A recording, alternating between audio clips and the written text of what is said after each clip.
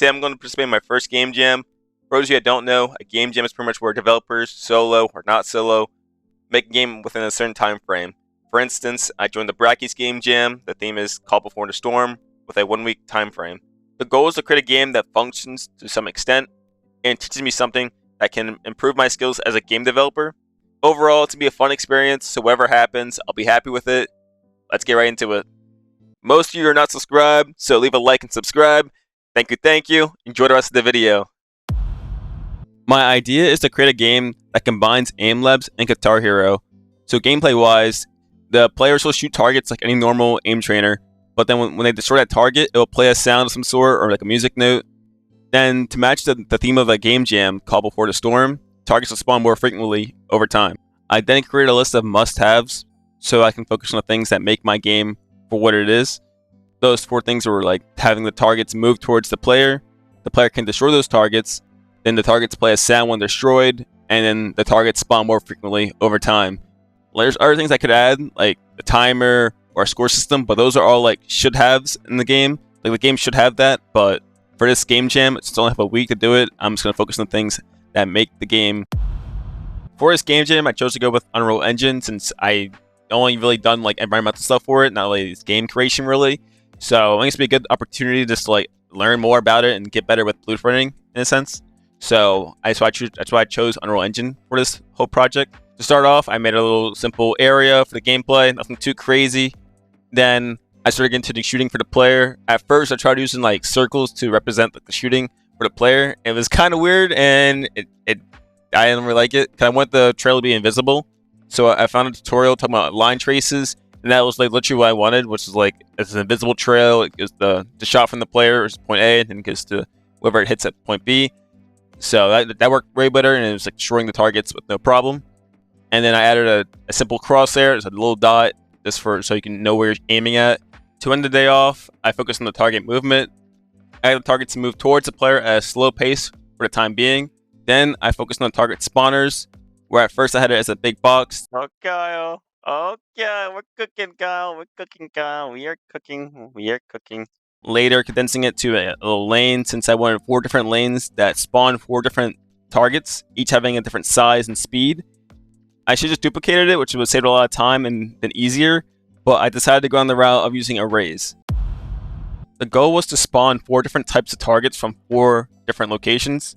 At first, I tried using arrays since they could store multiple things. I spent a lot of time watching the video tutorials on that, but it wasn't working whatsoever, and I kept trying, but eventually I stopped and moved on to try and make the target spawners randomized, which also didn't work, and it caused like a problem where so many things spawned at once, and it was just like I don't know what's going on.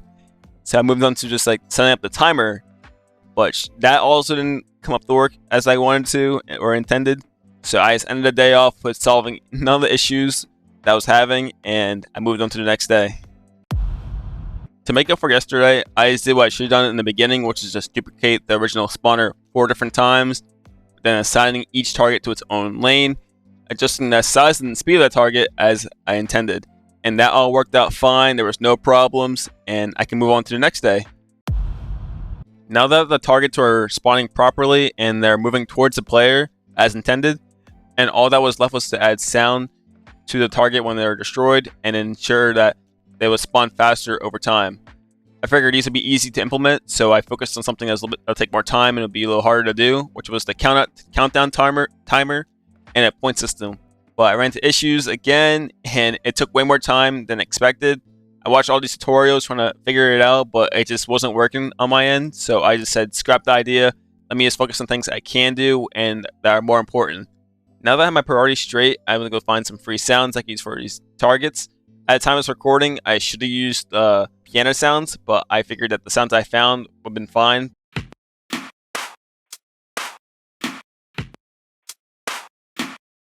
But it's just like I should have done the piano sounds that probably fit better. But for now, it's okay for what it was. Then I made targets spawn faster over time by making it so that when a target is destroyed, it'll subtract 0.1 from the delay of that target. So for instance, when the targets have like a 5-second delay, and when they're destroyed, it'll subtract 0.1 from that 5 seconds. I should have made the number of subtraction larger, like probably like 0.5, but I think 0.15 for right now, for it was. So it's like gradually gets like faster over time. It's not like it's like instant. So I think it's just fine how it is right now. It could be a change later down the road I make. But for now, let's move on to the next day. Now that all the must-haves are mainly completed, all I had to do now is get the little things in, like background music, lighting, and some like little details to some of the visuals. And that was all easy to do, simple. So that whole day was just chill and nothing went wrong. Submission was in a few hours, and all I had to do now was just double check all my stuff and make sure it's good to go. The only thing I really had to change was just the line trace, since you can see that red line when you're in game. So I disabled that and made sure everything else was good too, but we're good. And with that, it was time to go.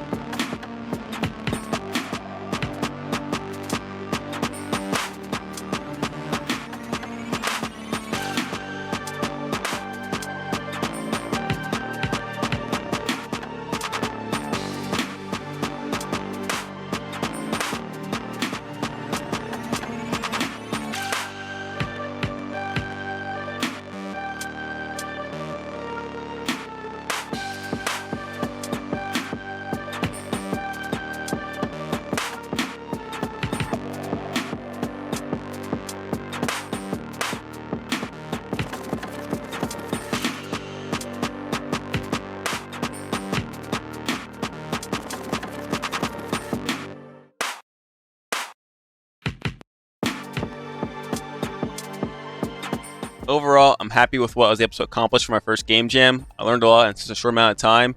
I never really used Unreal Engine to this point where I used like Blueprint that much. I used like mainly I used Blueprint for like making like the glowing objects here and there in some of my environmental builds, but I never like went to a full extent and where I had a code like how to make my players shoot and stuff like that. So I think that's fun to do and like good for me to learn.